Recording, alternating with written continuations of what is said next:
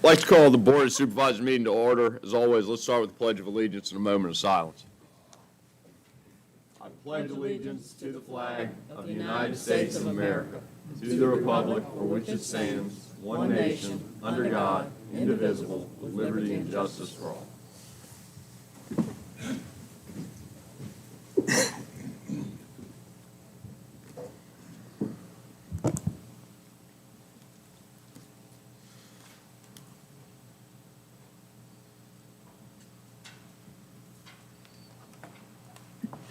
All right, thank you.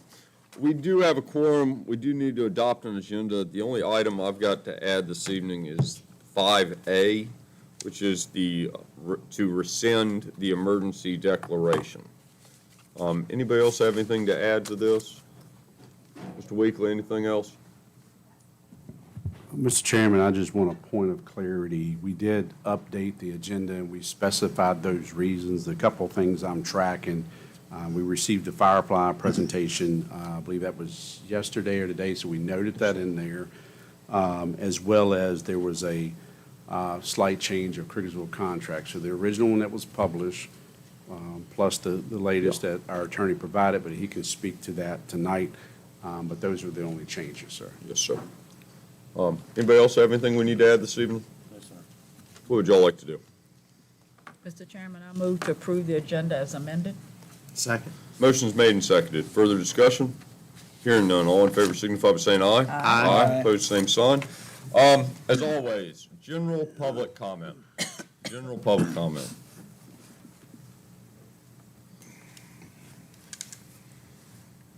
Is it on? Good evening, I'm Kim Smith from Oh, hold on, Ms. Smith. Yeah, Okay. thank you. This is very brief comment.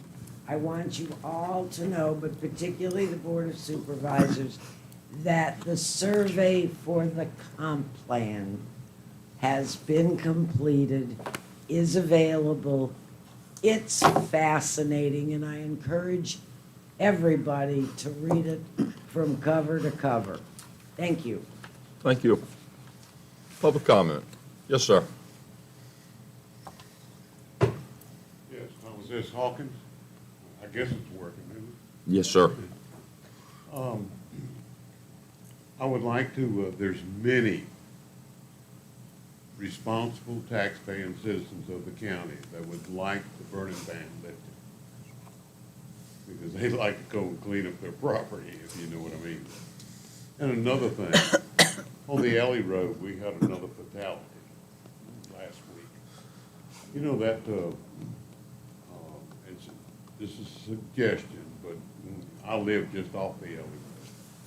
And it is so narrow, curvy, undivided, that complete road should be posted no more than 35 miles an hour.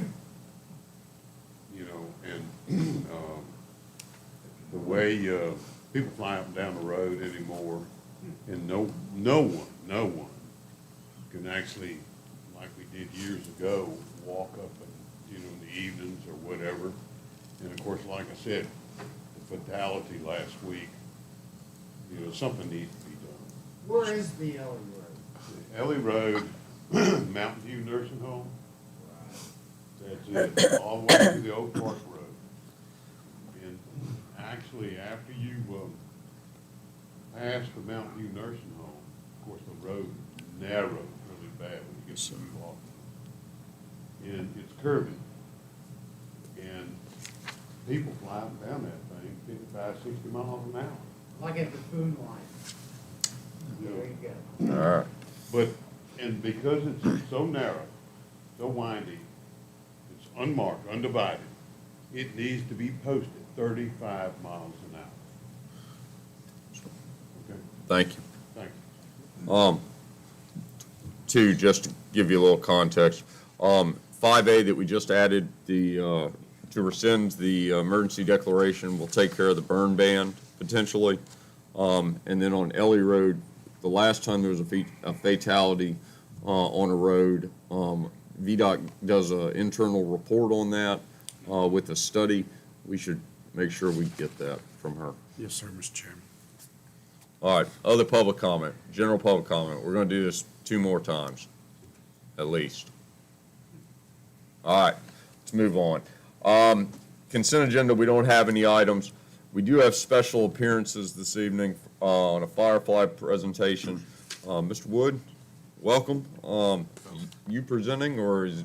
I'm presenting because Mr. Creekmore wasn't able to make it. He had some family things going on. We're glad to have you. Thank you. Please. He's got a 1-year-old daughter. I don't. He's got more things that can interrupt me. And let's see, we've got a short presentation to give you a little update on the project that we're in and talk about Body 2024, which is another grant round coming up with an application deadline in December. So if we look at the next slide, this is just the areas that we've committed to serve under Body, the yellowish, orange, brown, light brown, I don't know what color that is, that says make ready work. Those areas are served out of the Pratt's substation from Rappahannock. We're building on the Rappahannock lines. They have completed the work for make ready coming in through Wolftown and up to the Pratt's substation, and it started building fiber in that direction. And we've started work on getting that hut situated, which is the first step in being able to provide some services. They're doing make-ready construction in the other areas up there. In Decapolis, we've started doing the field work to design the make-ready work, and I'll give a little detail on another slide, but this just gives you a visual idea of where we are. On the next slide, this is just a written update. It says the same thing I just said, that they're starting make-ready engineering in Decapolis. To make ready construction, we will have crews and folks will see them around Hood, Wolftown, Rochelle, Pratt's, west of 29 near Madison, Banco, and Brightwood. The aerial fiber construction is starting along 230 and will come from Stangersville Hut over to our hut site, which will actually be in Hoover Ridge Park. And we appreciate the coordination we've had and the support for finding a hut site that works for us there. Next slide. So this is what we're going to talk about tonight, and I'll be glad to go back and take questions on anything going on. But there are a few areas still without planned service in Madison. We are planning to put those in to make sure that Madison gets complete coverage. There are 2 large areas. The northernmost one is an area that Shintel had a radio plan, and they'd gotten a little bit of government funding and gave it up because they didn't want to do that. We'll include all of that. That's about 900 homes. There's a little area down along the western border there near Kinderhook that there are 2 little subdivisions that weren't part of the Brightspeed. That other area that kind of around Graves Mill, if you remember, Brightspeed had some funding from the FCC, and they're supposed to build in there. We have a contingent plan to go in there if they don't get that built, but these little areas were left out. So we're including those in this plan to make sure they get service. And then the little red chicken pox looking things are individual locations that we have identified where the incumbent cable provider does not claim to have service available. And if they don't think they have service available, we can include them and run fiber to them. So on the next slide, we've got a couple of these slides show a little more of a close-up. And you'll see that we didn't show all of the homes here, but we showed the locations of homes and businesses that do not have any company claiming that they have service where they can get at least 100 megabit per second download and 20 megabit per second upload. I probably should have put in one slide that just shows you all the homes, because probably for every one of those that's unserved, there are 6 or 8 served locations. We'll end up running fiber in front of everything to get to these. We'll offer service to the others. These are the ones that qualify. So if you look at the next couple of slides, there's one that shows kind of the center of the county, and we come over into the village. The next slide is kind of the out toward Rochelle. and then the last one is the southern end of the county. And so there are locations all along there. Our project would bring fiber to every one of those locations. It would essentially put fiber on, if not every Rappahannock pole, other than what's in Brightspeed, we're gonna be on 99% of them. So you're gonna end up with fiber in just about every location in the county. With this project, we'll have 1,270 eligible, unserved passings. We'll be building 210 more miles of fiber in addition to what we'd already planned. It's $11 million total in the total project. We had asked last year for you to make a $400,000 county match for that area. We were just doing the northern area mainly last year. We're gonna ask for that same amount. The rest of this will be funded partly from grant funds from the state, and partly from the fact that you're part of a regional project and there's some other more dense areas that help offset the cost. So I'm here tonight to ask, if you would, to offer us, approve a resolution to support the inclusion of Madison in the regional project, and send a letter of support that we can include and make the commitment for the $400,000. And with that, I'll be glad to answer any questions. There's a few notes at the end if you ever want to know where any one person, where they stand with the project. If they go to our fireflyva.com site and go to the projects button, under that, there's a drop down and you can select your county, and there's a page for Madison County, and it gives updates. The same thing that I just gave you, but that has the most recent updates always on. All right? All right, I've got to, and I apologize. What is your title, Mr. Wood? I am president and CEO at Central Virginia Electric Co-op and at Firefly Fiber Broadband. Thank you for being here. Who has questions for Mr. Wood on any of these great plans for Madison? Please. Well, I've got, so the very first, or the second slide, who's running The this? first map, The first map, yeah. Or, actually, maybe Go it was the down. chicken pox one, Mr. Wood. okay. So, you know, over this process, the last 2 or 3 years, we've heard about challenges that are made to areas. So the providers that are in that swath down through there, that leaves those unserved residences, do you have to submit a challenge of some sort to be able to serve them? No, so Or is- this data comes from the FCC website where they have reported what they can serve and what they can't serve. So it's, okay. And they have reported on each one of these, they have said, as of June of 2023, they cannot serve it without additional high line extension costs, or they just can't serve it. Okay. So that qualifies it as unserved. Yep.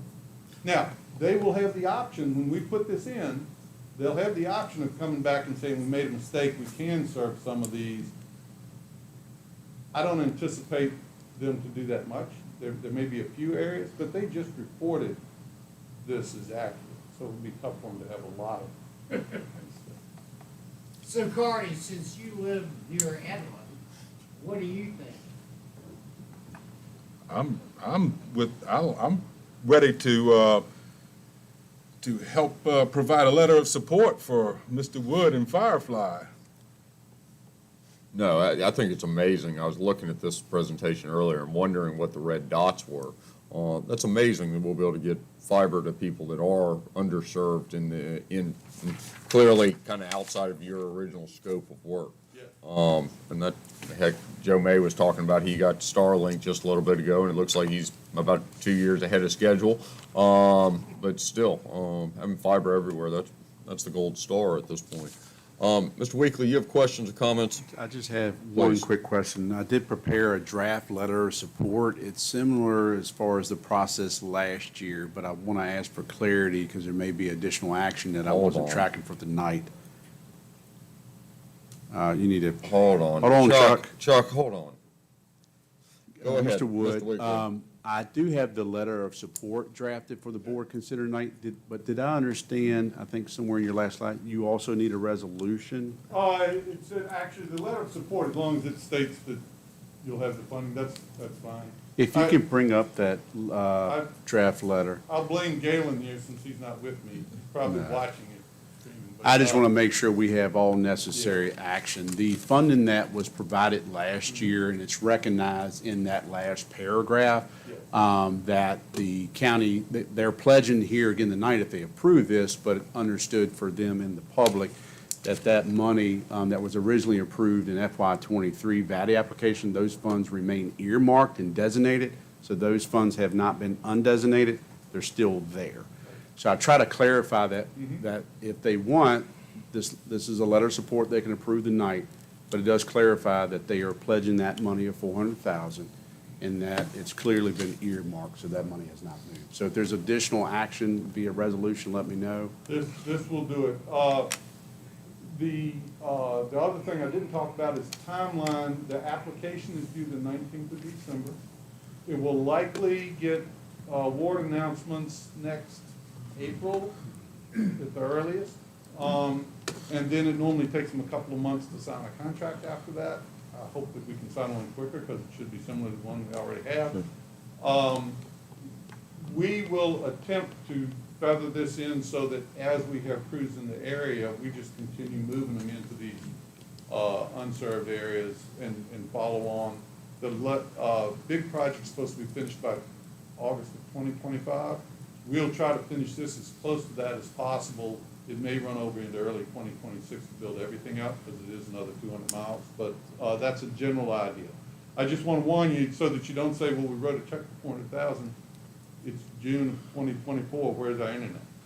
No. We'll have internet in some other places, but these areas will be a little bit.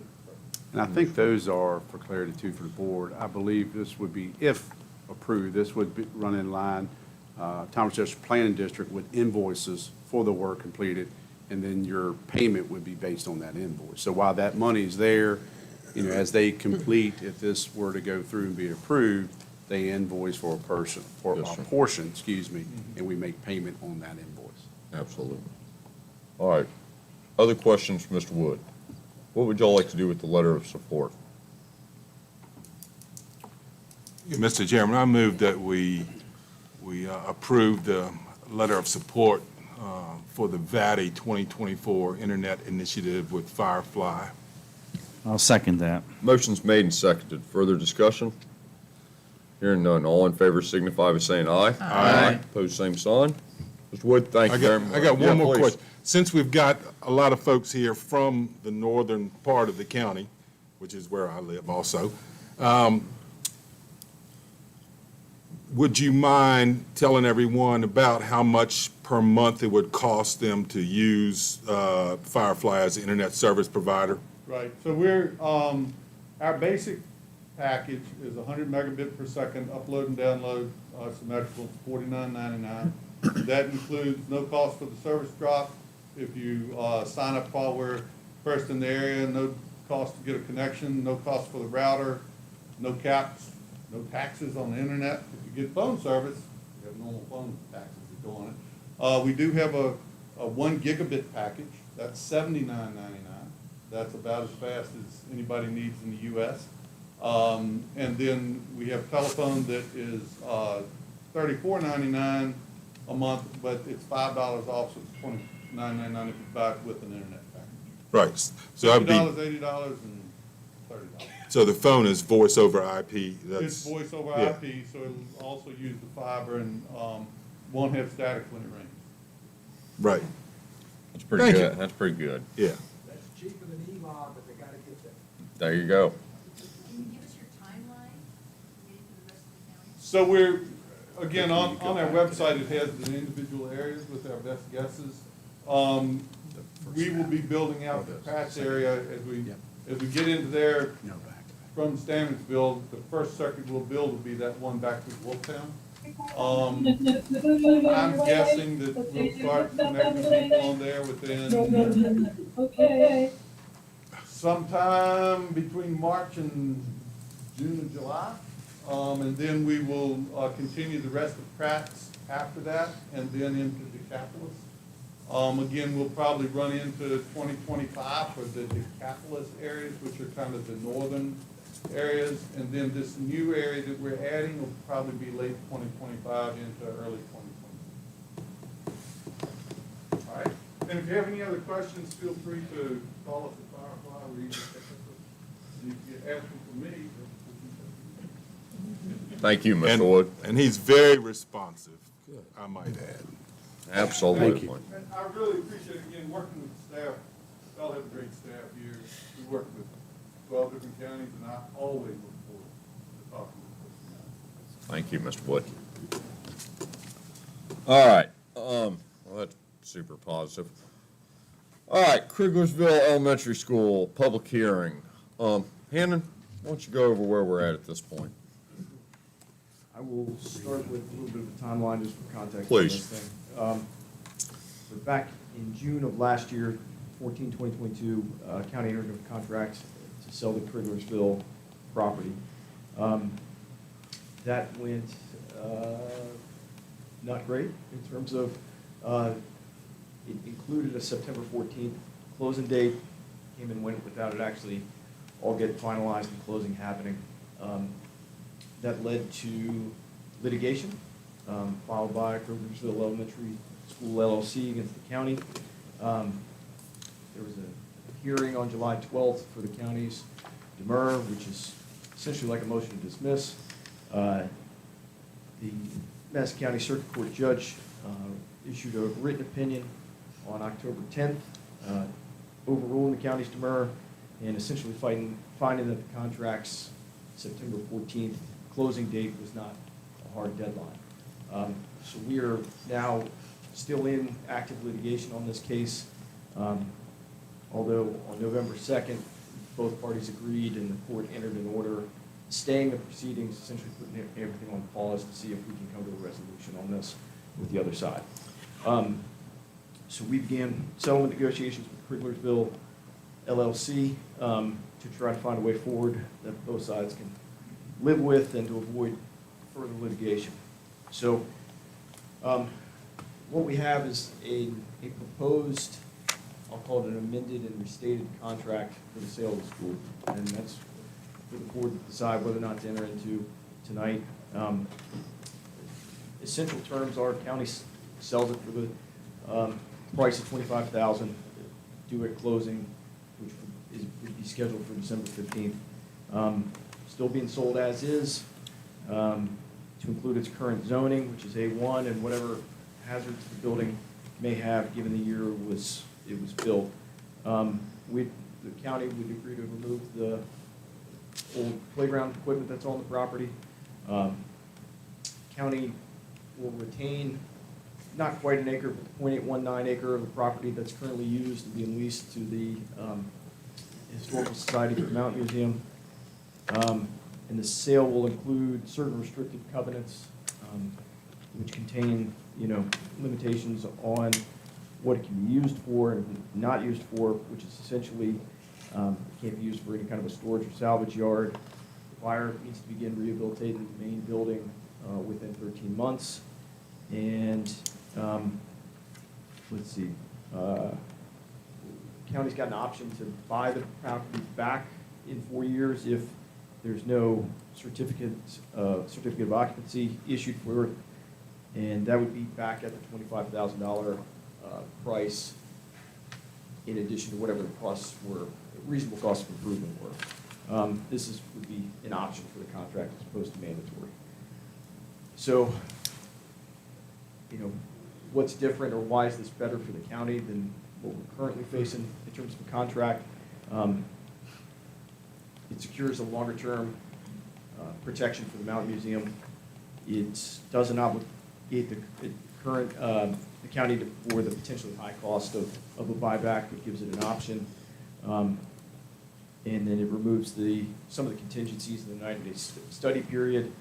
And then, not in the contract, but what the effect of it would be within this litigation, which has been costly and would certainly be much more costly. But stand by for the question. Mr. Weekly, you want to make some comments, and then we'll go to board questions? A lot of Mr. Wright has already stated, but again, you're maintaining the easement. Easement's a little different than ownership, but an easement for the Mountain Museum. It has and I'm going to use this as a consideration because that's where you're here tonight, but it has a time of the essence clause in this contract now. It specifies a closing date no later than December 15th. First right of refusal, it actually gives you that right as stated by the county attorney. I think he's already mentioned we would clear out playground equipment. That's a condition if this were to be approved. There is a survey, if you'll go to Exhibit A, Kim. I think it's essentially the same as the first. But we want to show that to you. That actually shows that .819 acres. So you're looking there to the direct left of the school. You can see what is labeled as house. That is the Mountain Museum portion. So if you've been out there on site, there's a fence that separates the paved and rear areas behind the school building and the Mountain Museum. It's kind of a ball field or just a vegetative field right now. So everything that's in that kind of a somewhat rectangular shape, which goes out to the street, protects the monument for those displaced families of the park. So just want to clarify that. That is shown in the survey. The last contract, I think, made reference to the property, but did not give the actual survey. So this is an addition to the original contract. Mr. Chairman, just one thing I was going to throw out, maybe if you choose, or the board, is when you get to your public comment period, however time you want to allow, maybe distinguish between in-person and online. Yeah. If we wanted to clarify that, when you open it, Mr. Barry could ask folks who want to speak to put their full name in the chat, and then when you call upon that, he can call those names for them to speak, if you choose that Absolutely. procedure, sir. No, thank you. Questions for Mr. Wright or Mr. Weekly? Yeah, well, Please. I guess at the beginning of the meeting, Jonathan said there was some changes to the contract this afternoon. Did I understand that correctly? Even yesterday. Oh, it was yesterday? And, I'm trying to remember to blurring together. I think it was yesterday. Yeah. Yeah. but they were not material changes to what was published then? No, it was some details regarding the leasability of the Mountain Museum in the future, but it was a provision that was actually taken out, so Yeah, okay. that's it. Other questions for Mr. Wright or Mr. Weekly? All right. Like to open up the public hearing. I think what we'll do is we'll go through anybody that's here in person first. And then like Mr. Weekly said, if you'll submit your names, if you have public comment on the GoToMeeting platform, we'll get you all that are online after we go through everybody that's here. We try to keep everybody to 3 minutes. Try your best. And that's what it is. Please come to the mic, state who you are, and that's where we'd like to go. Who would like to start? I'm Joe May. I live there at one, Haywood, wherever that is. My question is this a bad precedent because it's not a certain amount of the land? That's my concern. I think it would be great to dump this thing, but I don't want to see a precedent set. Thank you. Thank you. Who would like to go next? Anybody that would like to go next? Anybody online, Alan? Nobody has, oh, Peter Malay just commented. All right. Mr. Malay, would you like to go ahead? Hey guys, how you doing? Can you hear me okay, Clay? Yes, sir. So, last year you guys ran a very thorough process in reviewing this proposed transaction, ultimately, as it became clear what Mr. Shapiro was proposing for the project, ultimately, the contract got turned down by the county, and that's where we are today. I think everybody understood that the extremely high-density plan that he had put forth was not feasible, it was not practical, it could probably never be built, and certainly was antithetical to the interests of the local community. And I really have to, commend you all for being thoughtful and taking the time to engage in that process. So I guess my question today for you is, if you do decide to go forward with the resolution of this litigation by entering into this new contract, what assurances can you offer to the community that you will take steps to prevent the high-density development that was originally proposed from taking place? And indeed, how about including in the contract certain covenants that will make it very clear to all parties concerned, and also make it clear to the community that the high-density development that was proposed will not occur? So, for example, I noted in the proposed contract, I don't have it in front of me, but I believe the wording was that the zoning, quote, may never be changed. May is a kind of ambiguous term. Would we consider strengthening that to say that the existing zoning will not be changed, so that we have an assurance that that property going forward, if it is sold, will remain in its A1 agricultural designation? And there may be other things, Clay, as well, that could, allow the litigation to be resolved, which I do understand, your interest and desire to get that done. But to do it in a way that protects the long-term interests of the local community and the county at large. Thank you. Thank you, Ms. Malay. All right, whose public comment is next? Yes, ma'am.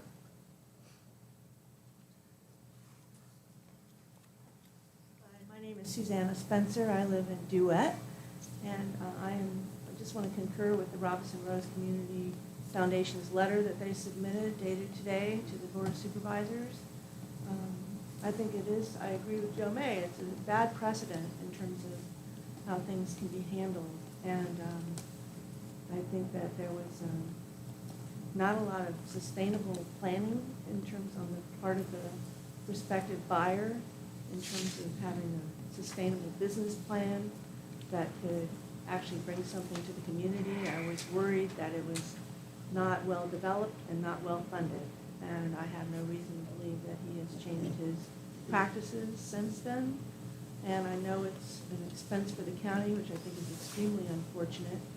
But I just don't think that, I wouldn't put my faith in Mr. Shapiro to come through with anything. And I think his actions have belied the community involvement and belief in the community that he professed at the time when he was first giving his proposals.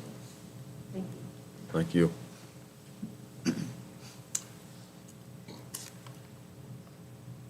Samantha Gary would like to go next, Mr. Chairman. All right, let's let Ms. Gary go. Hi. I'm Yes, sorry ma'am. I have to call in. Can't be there with you tonight. I just wanted to register that, make sure that everyone on the board received our letter today. We had to pull that together in short order since we weren't told about this meeting until last week and right before the holidays. And, just want to register our intense disappointment that after all of the time that we all put into this process, all of you have spent a significant amount of time with a variety of people in our community, and we collectively came to the decision not sell to Mr. Shapiro, that the action county prior to that later process has now put us in a situation where we basically have a gun to our head, and it feels like extortion to us that the county and the citizens could make this decision and then because of a fault contract, have our hand forced in ways that persist all of the uncertainties that existed before, none of our actual substantive issues that are addressed appropriately or in any kind of specific manner. And I think this is just a bad deal for the community, a bad deal for the board, and a bad precedent for good governance. So I hope that you will look at our letter in some detail. Our board remains available for comment and input. We'd like to be constructive, and we would like to continue to work through any issues as they're available to ensure the best possible outcome for the community itself. Thank you. Thank you, Ms. Garrett. Yes, ma'am. Good evening, I'm Carolyn Smith. I live in the Crittlersville voting precinct.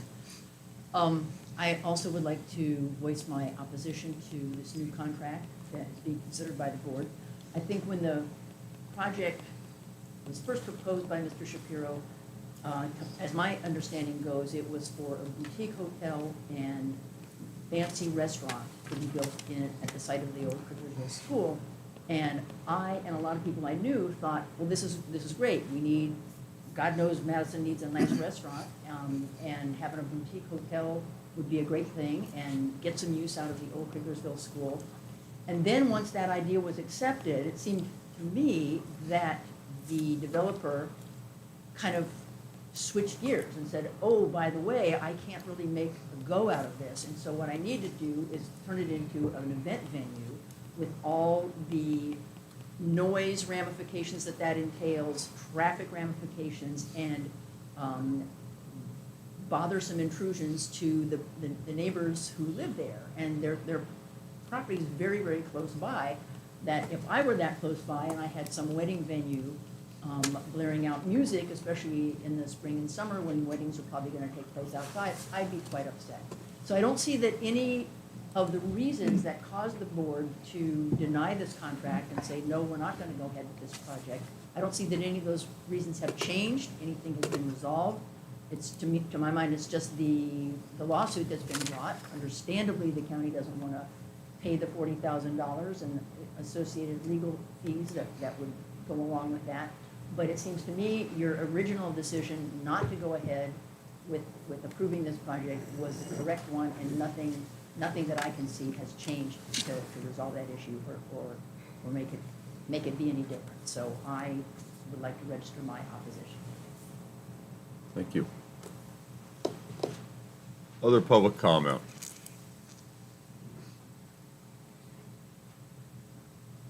Yes, sir. Come on up, Mr. Coppedge.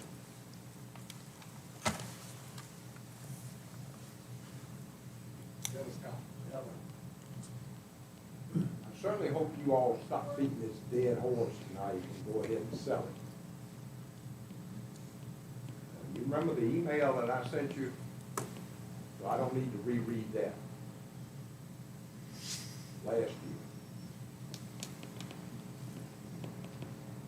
If Mr. Shapiro owns it, he has to follow all the ordinances of Madison County. Doesn't make any difference what the neighbors think. He doesn't get to tell them what they do with their property. They don't get to tell him. Like I said, I hope you sell it. Thank you. Thank you. Mr. Barry, do we have somebody back up? Chairman, so far nobody else has commented. All right. Other public comment? Other public comment? Anybody else?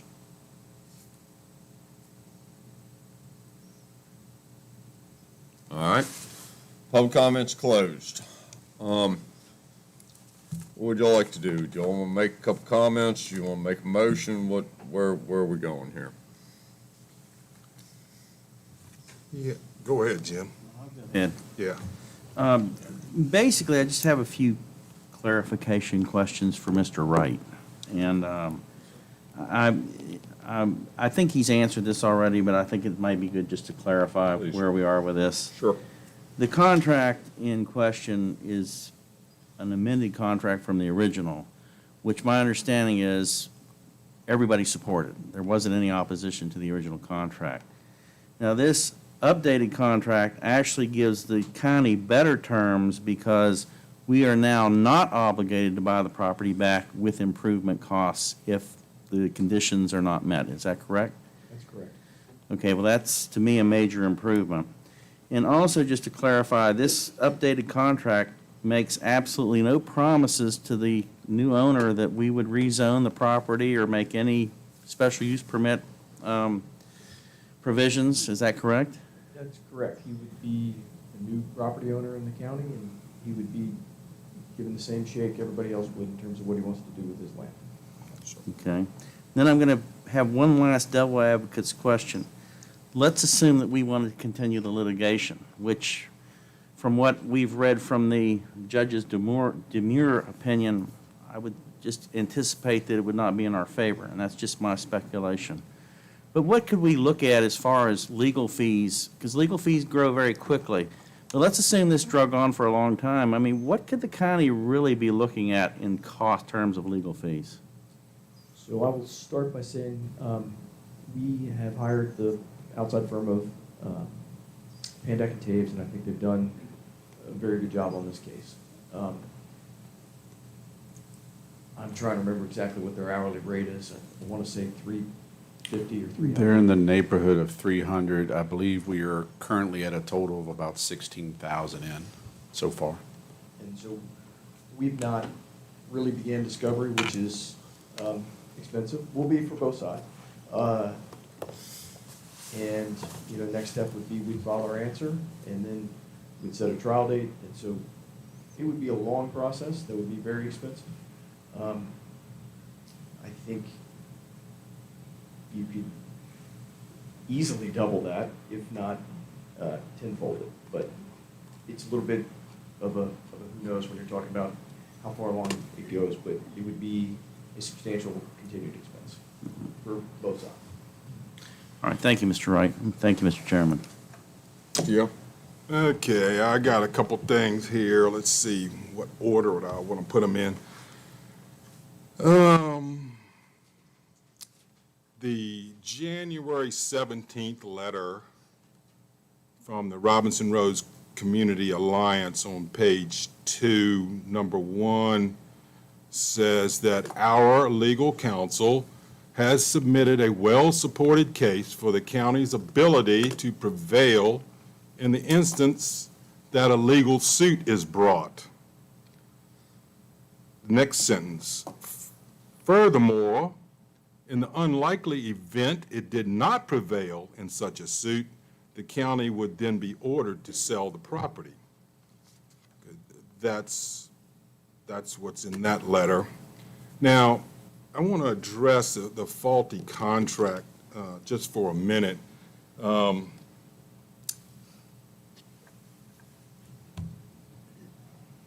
Early on, when this place was a lot more full than it is now, we had some residents up there stood up and said, I think that we could probably come up with some conditions here that everybody would be satisfied with and Felix would be satisfied with. Okay? So we took that to heart and started working on that, which is what put us beyond the September 14th date, as my recollection. So we continued to work on that based on public input and what we thought we could work out. And as it turns out, that the time is of the essence clause that wasn't in there got us, and so that's a lesson learned. But nevertheless, we were all trying to do the right thing. And then, on top of that, we denied the county denied his request for rezoning and then denied the fact that we did not approve the contract either. So I don't know what else this board could have done in that instance that would let you all know that we listened and have done everything that we could. Now, so the judge has ruled against us. And as such, I am not inclined, I do not have the appetite to spend a hefty sum of money litigating the issue any further. Mr. Shapiro has agreed to an amended contract, which I am comfortable with. I would argue that there are planned uses for the property, known as Madison County zoning ordinances, and there is no longer a requirement to rezone to industrial M1. And as far as all the references to environmental and water and sewer and stuff, you got DEQ, Department of Environmental Quality, you've got the Health Department, you've got zoning, you've got, just like Mr. Coppedge said, there was a plethora of agencies that are going to ride herd on this. I have no problem selling the school for $25,000 for the purpose of promoting economic development. And with regards to prior boards turning down multiple higher offers, I submit that they had their reasons for their decisions at the time. Years have passed without any other offers, and now it's time for this board to act. So, let's see, I had the reasons. I guess that's about all I got to say. That was pretty good. If I think of something else, I'll. Yeah, would you chime in? Anybody else have anything? I think both of the individuals on the end have done a pretty good job articulating kind of where I think I'm at least. I think that this is probably pretty close to the 10th public hearing on this. The sign was up down there for 2+ years for sale. And it's unfortunate that we got several other offers prior to this. They are all just terrible, like the worst offers. One came in with very fancy paper, terrible proposal and offer. This is a building that has diminishing returns. This is a way to capitalize on that building and get it off of Madison County's property rolls and hopefully get some taxes out of it. It could be an asset for the community. There are overwhelming challenges that come with this property. Floodplain, the asbestos, the lead probably being the bigger of the two, and just a large building, well-built, that will cost a lot of money to put back into operation. We know how everybody likes the community. I do find it unfortunate that Kriglersville thinks of themselves as kind of an isolated community. I told everybody earlier, I live right outside of town on 231. Madison County, y'all are my neighbors. I go through Kriglersville all the time. Hopefully people are slowing down with the speed sign that's up there. I doubt it. Yeah, it was there for a couple weeks. It's unfortunate, but this is where we're at. We're back to the original contract. Multiple people did talk about how the original proposal was accepted by the community. We're back to that, and we have better terms on this. What would y'all like to do on this? I do have one more Please. thing. I can't let this go because of my respect for my fellow board members here.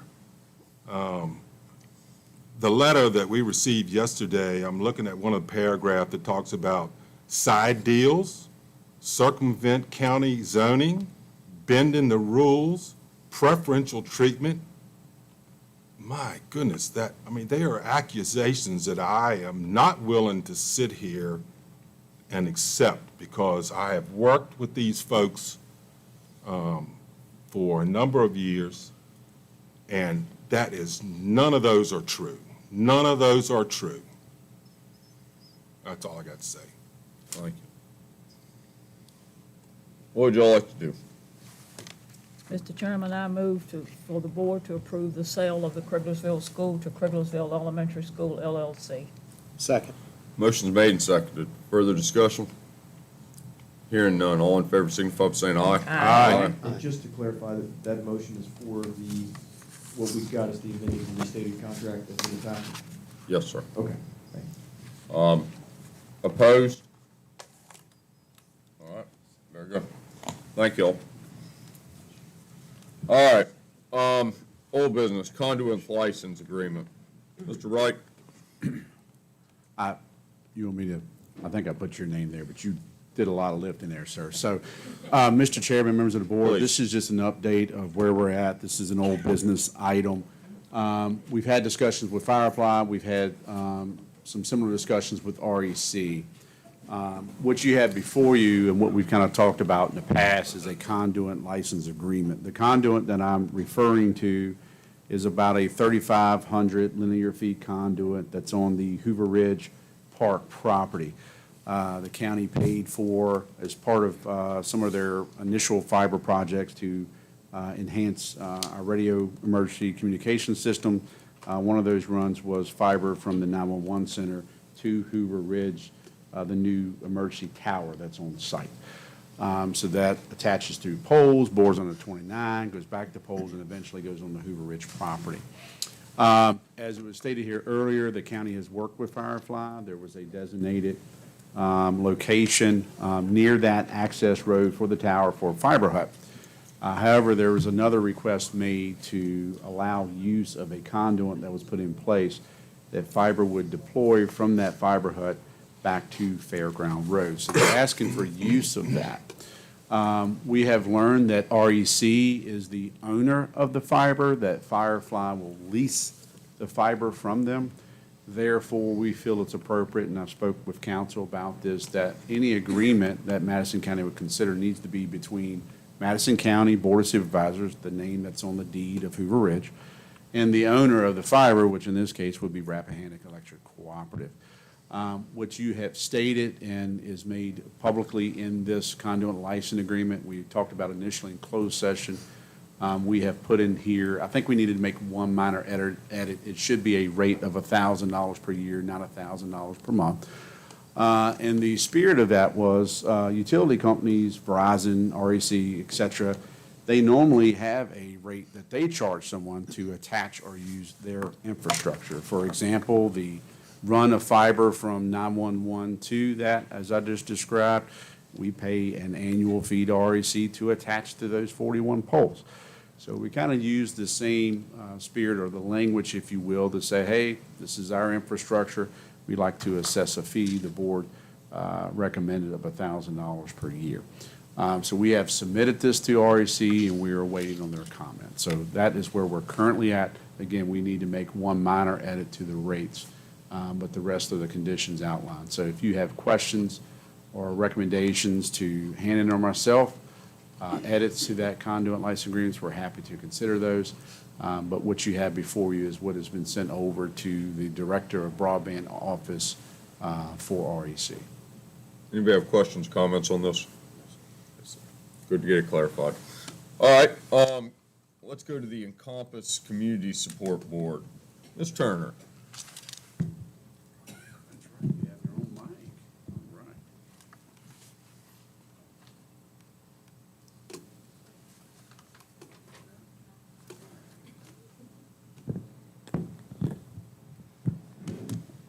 Alrighty, so Scott Bennett has resigned from the Encompass Community Supports Board. This will be effective January 1st, 2023.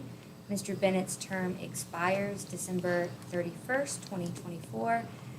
So we are asking you to consider advertising for the unexpired term ending December 31st, 2024 for the Encompass Community Supports Board. We could advertise newspaper or also on the county's website. There's a few different places we can post it there per your request. What y'all think? Y'all want to advertise and then hopefully do some recruitment of our own as well? Yep. Everybody good? Let's do that. I know the board's aware, it's just for the general public. This was formerly the Community Services Board, so RCSB, they are now Encompass Community Support. So same group, different brand, they rebranded their name. I think that was part of their 50th anniversary kickoff, but. And to soon have a location down there. And we'll soon have a location, the former administration office at 302 Thrift Road. They are currently, I believe they have plans submitted to renovate that space, to bring services back to Madison County. So we would welcome Mr. LaGraff, the executive director, at some point to speak about those services that will be offered from that location, but they are currently in the submittal phase of that renovation. So I appreciate that insight and input, Supervisor Yao. Very good. Anything further on that one? All right, let's do 5A, which is to rescind the emergency declaration from the 7th of November. And that would also take the burn ban out as well. Mr. Weekly, please. Yes, sir, Mr. Chairman, and we have, there he is. We have Mr. Gordon in the audience this night as well. We're appreciative he's part of our emergency management team. So the action that obviously that spawned this was the Quaker One wildfire. It was a local emergency declared on October 25th. And then, and some of this I'm reading verbatim from your emergency ordinance. The governor then declared a state of emergency November the 6th. And then the county came back and did an emergency ordinance 2023-1, which effectively put in place a burn ban. And that was an effective date of November the 7th. Mr. Chairman, members of the board, general public, in that emergency ordinance number 2023-1, last paragraph D, the way that you would rescind the emergency ordinance be effectively is you would rescind the declaration of local emergency from October 25th, and then that will itself rescind the action of the emergency ordinance, which the emergency ordinance is your burn ban. I've asked Mr. Gordon to be here tonight. He knows a lot more about fire. He's many things, but also does volunteer firefighter for the county. He can speak on past conditions or current conditions and why we're here tonight and what may bring you comfort if you're going to consider lifting the ban. Mr. Gordon? Okay, so everybody knows the conditions a month ago were pretty extreme. We're not that much wetter now than we were then. We received roughly 3 1/4 inches, depending on where you live, over the last 30 days. The cooler weather brings in where fire does not spread nearly as aggressive. I don't think fire happens today. I don't think we're looking at what we saw a month ago with the warmer temperatures, fresh leaf litter, so on and so forth. The Department of Forestry's fall fire season runs from October 15th to November 30th. So historically, after November 30th, things start to die down as far as the potential for spread. Long-range forecasting through the end of December has got 9 days with potential moisture in it. Not what we would like to see, but it's not awful either. This does not mean that fire won't spread.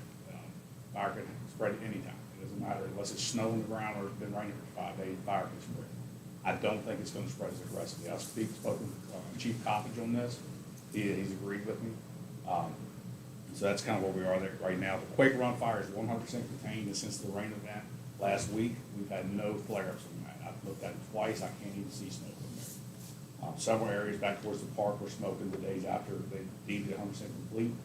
I can't see that now. Not to say it's not there, and Clay wants to walk up in the middle of the mountain. No, I'm good on this. But I can't see it from where I could see it a week ago. That's all I have for right now. Of course, fire can spread at any time, but I don't think this is going to be as aggressive now as it would have been 30 days. All right. Other questions on this? I do have a caveat after we move forward past this. Anybody else have anything?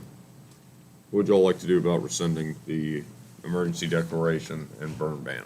Yeah, Mr. Chairman, I move that the board rescind the October 25th, 2023 declaration of emergency pertaining to the Quaker Run wildfire, and by rescinding the declaration of emergency, the board hereby lifts the county-wide ban known as Emergency Ordinance 2023-1. Second. Motion's made and seconded. Further discussion? Hearing none, all in favor signify by saying aye. Aye. Opposed, same sign. All right, thank you.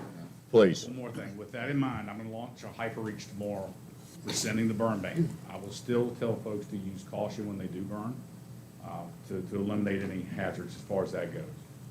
And unless you have something else you want to add, obviously. No, that sounds very appropriate. Okay. The one that I'd like to look into, is giving us the ability and giving the chair or the county administrator the ability to put a burn ban in place without a declaration of emergency. It seems like we've had, for the last, year, we are well below the rainfall totals of what we average out as. It would have been helpful to be able to enact this earlier than we did. The people that have been calling me about the burn ban and asking about tonight, frankly, those are the people that I'm the least concerned about because they are super responsible type individuals. They know how to do it in the right way. And there's been very few fire calls lately that have been kind of problematic. I do think it is something that if we had the ordinance in place, we would be able to enact this on the spur of a moment and have it ratified by the board post-engagement. Is that something y'all are willing to go down the path on and see if we can figure out? So, and thank you, Mr. Chairman. I've spoken to Mr. Wright a little earlier. Essentially, staff can draft an ordinance. There can be trigger points in that ordinance that would obviously enact, which the chairman or county administrator, obviously the chairman also is known as the director of emergency management via our emergency operation plan. So we can definitely put language in there. I think Mr. Wright and I talked about, we can look at Culpeper, we can look at Albemarle, some other counties that have these that allow you to enact in those periods. So you wouldn't have a burn ban in place all the time, but that ordinance exists, to your point, Mr. Chairman, where we're not trying to enact an emergency ordinance and coming back and ratifying. So it does allow you to move more quickly administratively, but it would be after you review, consider public input, and then approve that ordinance. So I think what we hear tonight is staff will bring that back to you in a short fashion. I believe the preference would be review our draft and then set the public hearing would be my recommendation. Absolutely. Okay. I got one quick question for Brian. So Brian, if somebody asked, I've been asked before, if they want to burn a, brush pile or something, does the fire department appreciate a call and letting you guys know, I'm going to burn and this is where we are? Not the fire department, but dispatch. Call dispatch? Yeah, call the administrative line dispatch, and we have a map up there where we can log where that fire is. Now, if somebody calls and says there's a fire out of control, we're still gonna respond to somebody. Yeah. Because we're not down there, we can't tell that this person is the same burn, much less if it hasn't gotten out of control. If they have a phone number, we can call them and say, we've gotten this report, but it gives us an idea that this may be in fact going on. Volunteer fire company may or may not be there, depending on what time of day it is, because they are volunteers. Okay. Whereas 911 is. All right, thanks, Brian. I burn a bunch of big piles all the time. Call in, they get an address from you, a point of contact, super easy process. And I did Light 13 one night, and a deputy did show up. I'd called, but it worked out fairly well. Kim? I have a question. If you are doing this, would it be possible to post those obligations?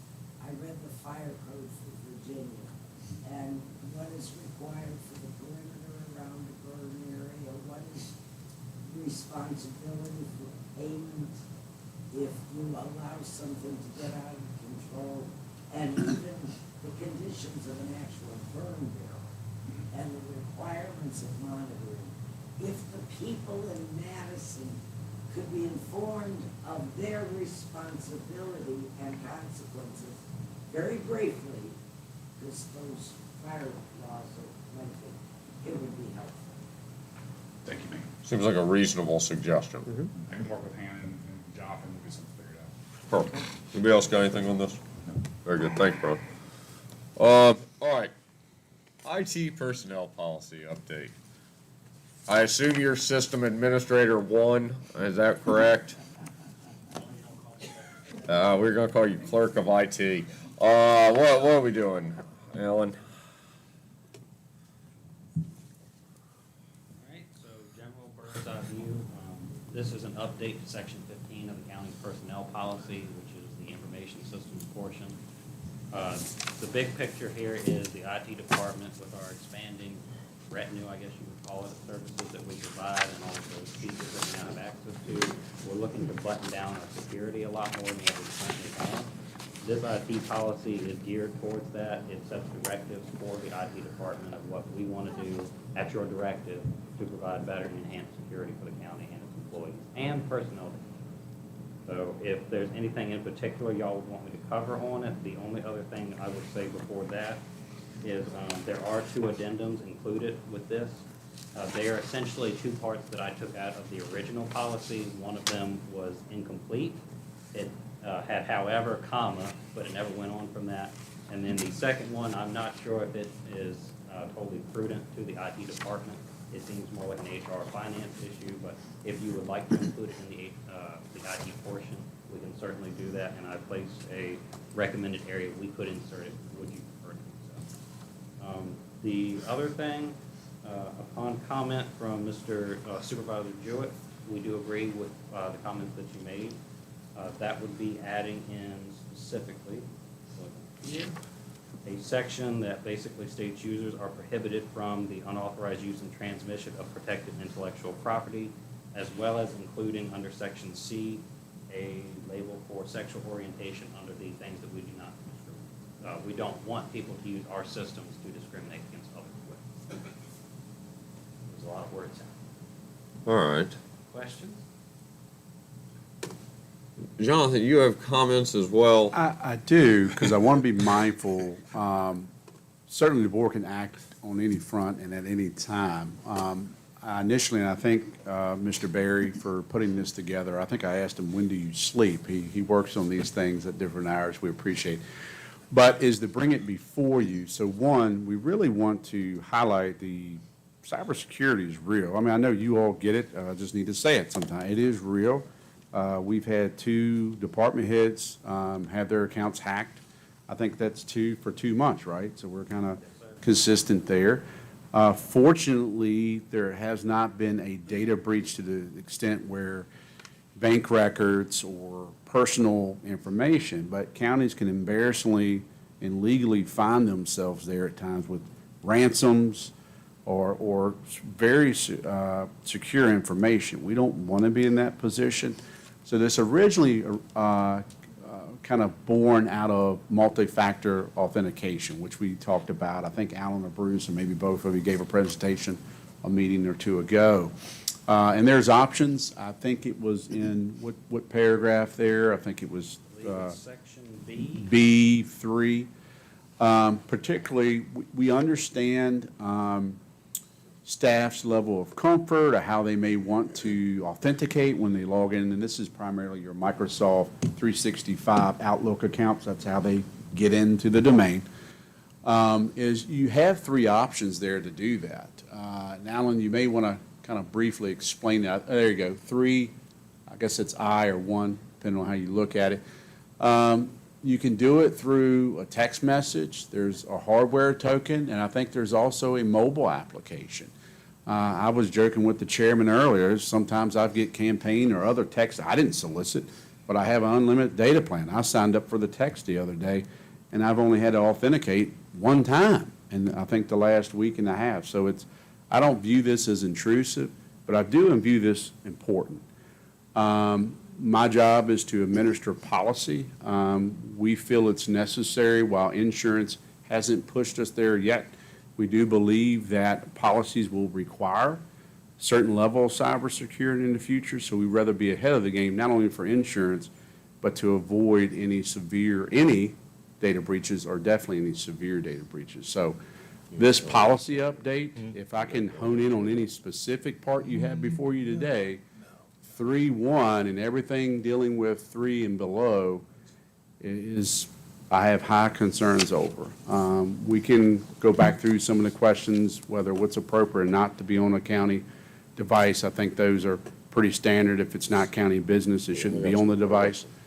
But we believe you have three options to authenticate. No, We're- I'm gonna take care of that. We're giving you Comments on options, that. but we think that you should Thank select you. one of those That's options where I'm at. and participate in the multi-factor authentication. Mr. Jim? Berry, did I leave anything out on that? I think I missed one thing on my little notes over here.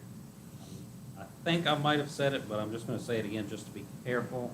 There is one other part that we wanted to add, and that would be users are prohibited from using county information systems or resources for personal financial gain, political activities, or fraudulent, harassing, or illegal activities.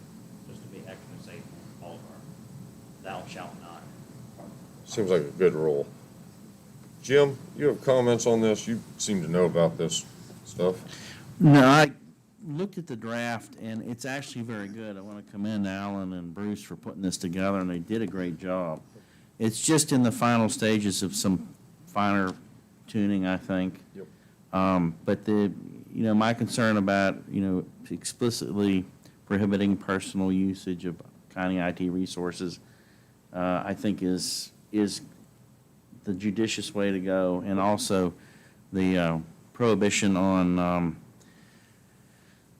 using or unauthorized transmission of protected intellectual property. That would protect us in the event that somebody starts streaming stuff, illegal content, BitTorrenting or whatnot, and we're caught because that happens. You will be caught if you're doing that, and we could be culpable legally for damages if we don't have a policy in place that says people do not do this. Okay. So that's just why I suggested that. And then also, as part of the fine-tuning process, to get Mr. Wright involved and to give a final legal review. But they're on the right track. I mean, we need to do this. Absolutely. But we're not ready to approve it yet. I wouldn't think so. You want some more time, wouldn't you, Alan? I think it'd be good. I highly recommend that. I do want to say, I think we can move on both fronts, fine-tune, take suggestions or recommendations of Supervisor Jewett and any other member of the board, pass those along to Mr. Wright to review as stated. But I think we can move parallel with MFA.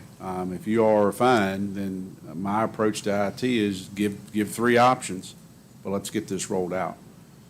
It's too serious to kind of stall out while we review policy. We need to get policy right, but I don't think we're being unreasonable providing three options to secure our network and our intellectual property and sensitive data.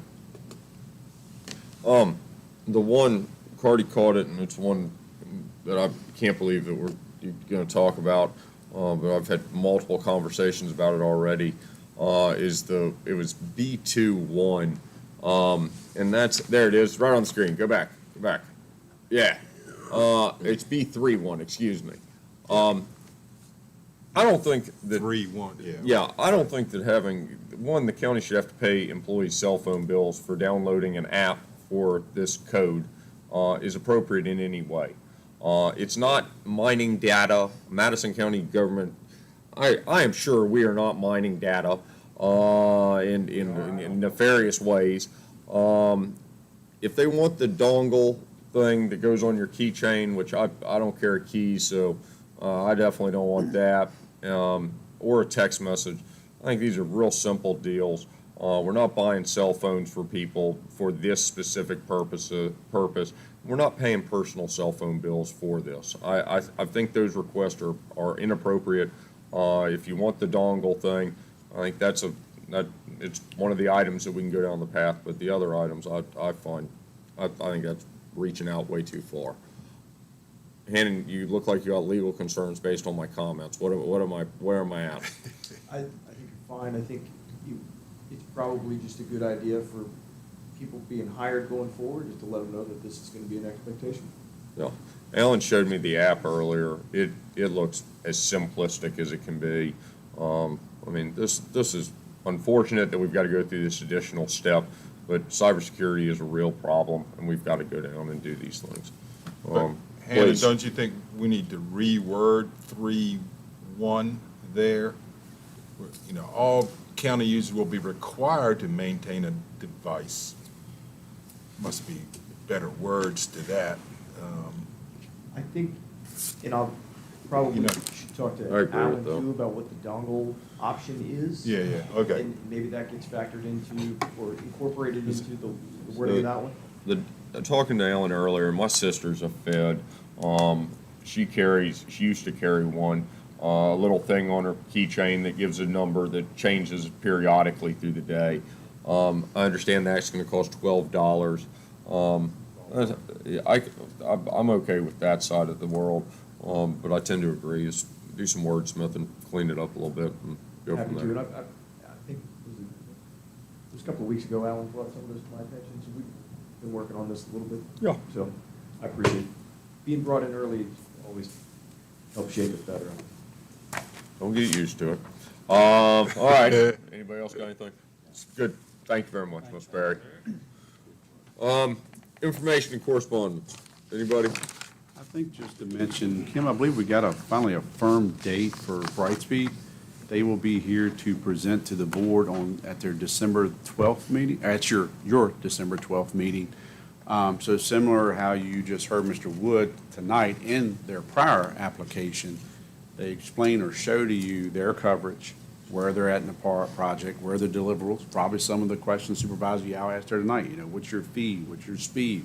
So it's a real good time for the board and a lot of the public who's been waiting in that Kinderhook, Wolftown area to really ask some questions.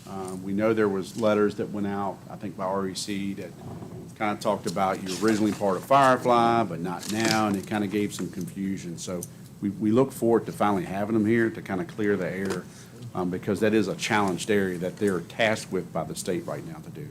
So I just want to put that out there for information as an upcoming agenda item.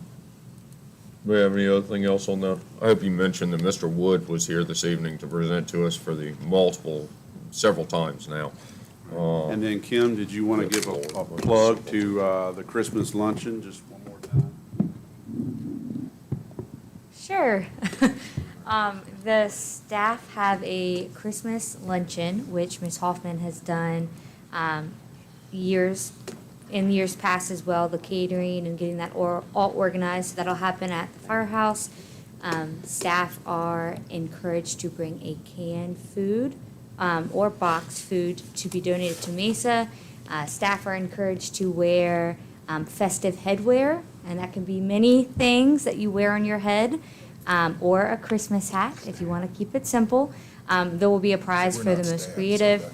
I don't know what festive headgear versus a festive hat is. Festive headgear. I run them together. It could be Yeah, anywhere good. from a Christmas hat to a Christmas bow to creating your hair to look like a Christmas tree if you want to go a little crazy. I'll work on it. Okay. All right. But that's going to be December 15th at 12 p.m. And all county staff are invited. The current planning commission is invited. Past board members and current board members are invited. So please let me know by tomorrow if you're able to make it. Is that We will it? get you RSVP numbers Yes. soon, Ms. Hoffman, so thank you for all the planning.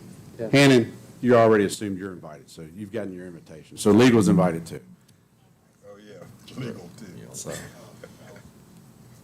Spouses of members, absolutely. Or spouses of employees. Spouses of members, yes, we're not going to tell my bosses that they cannot bring their spouse. all right, it's gonna be a jolly That's time. overall Everybody's looking forward to the head thing. All right, other information and correspondence. All right, public comment. Public comment. Yes, ma'am. It's good to see you, Miss Montgomery.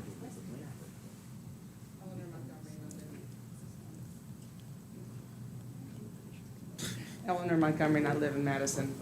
I was wondering if it would be possible to have a robocall to inform residents about things other than the fire, which is important, but also about the planning commission survey, things like that. Would that be possible? I just thought I'd bring that up. Go You want me to ahead. answer? Yeah. So, and I've talked good length with Mr. Gordon. I like having folks around when it's not just yes folks. Hyperreach, which is what was described to launch the emergency of lifting a ban, or when there was a volunteer evacuation, things like that with the wildfire. What we're trying to highlight and push out, and if you're asking the question, it means that I probably need to do an advertise to get more of the message out there. We launched our website, I want to say back in July. there's a feature there that allows for subscription-based. So a citizen wants information specific to a certain county department, or if they want all departments. When that information is released, so for example, Ms. Montgomery, what you're speaking of, generally that messaging would come through my office. If you subscribe to that, we launch that message, it goes out to you, who's ever subscribed. The other side, the hyperreach that you talked about, we would not traditionally use that for, it's important for folks to know about the comp plan participating or the survey results. Well, other things that go on, like the meetings, to remind people there are meetings. I mean, it was nice getting those text messages. Things like that to inform people, and I guess they would have to sign up for it, but they'd have to know to sign up for it. Yeah, so I think, and thank you for raising that, because it just brings my attention, we need to push that out there again, that, hey, we have this platform, you subscribe to it, and that's how you can get that important information, but non-emergent, as far as separating emergency alerts from community alerts. So we will take note of that, Ms. Montgomery, and look to work in a way we can do an ad campaign of that service. Thank you. Yes, ma'am. Yeah, Alan, are you gonna send her an email or something about how to do this? That's what I'm talking about. Very good. Other public comment? Other public comment? All right, very good. We do have a closed session. Let's go from there. Yeah, Mr. Chairman, I move that the board convene in a closed session pursuant to Virginia Code Sections 2.2-3711A1 for personnel. Second. Motion's made and seconded. Further discussion? Hearing none. All in favor signify by saying aye. Aye. Opposed, same sign. Thank you all for coming.